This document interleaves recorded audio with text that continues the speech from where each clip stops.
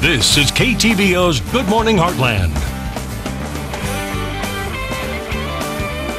And welcome back. Thanksgiving is a time when many overindulge, and local veterinarians warn that dogs, cats, and other pets can also become sick from what they eat over the holiday. Even the smallest scraps can be harmful. Now, Dr. Jennifer Lindquist from Lindquist Veterinary Care Center is here this morning to go over the do's and don'ts to holiday food for your pets. How are you doing today? Very well, thank you. How are you? I'm doing great. So I know that sometimes it's a little tempting to give our little furry friend a treat here or there, or if we're at the dinner table to kind of maybe sneak over some little treats, but at the same time you're saying to be very careful with what you give your animals from your plate, correct? Absolutely. Right. A lot of the pets in our practice do have some food allergies, so it's really important to keep guests informed, to keep that to a minimum, because even we're all real familiar with some of the common toxins like the onions, raisins, grapes. Those are real common in the stuffings, and we think just a little bit of this isn't going to be a challenge for them.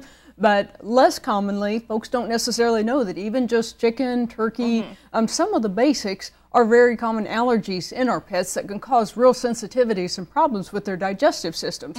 By the same token, we know how we feel when we overindulge, and we're on a much larger scale than a lot of our smaller friends. And when they get a large quantity, that causes a lot of GI upset as well.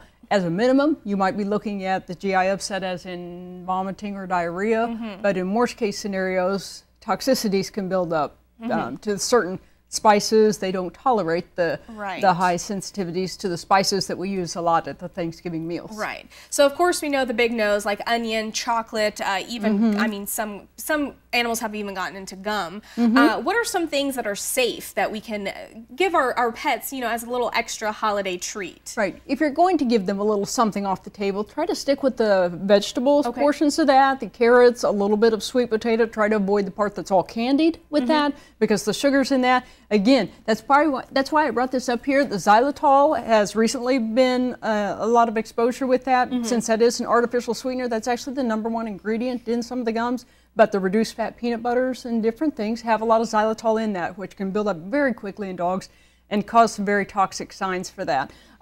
But safely we can use carrots, sweet potato, the vegetables, or the leaner portions of the meat. Where we get in trouble is when folks try to give the fats and the skins and bones, or even allow the animals to have access, or inadvertently perhaps, have access to the trash where the bones can cause splintering. And you know, you also brought in the oven bags, which I know are very popular this time of year when it comes to roasting or even cooking your turkey, but yeah, it could be also very dangerous for the animals too. Because those have so many of the juices on there and are so wonderful. The more they lick these bags, the more they tend to ingest that bag as well.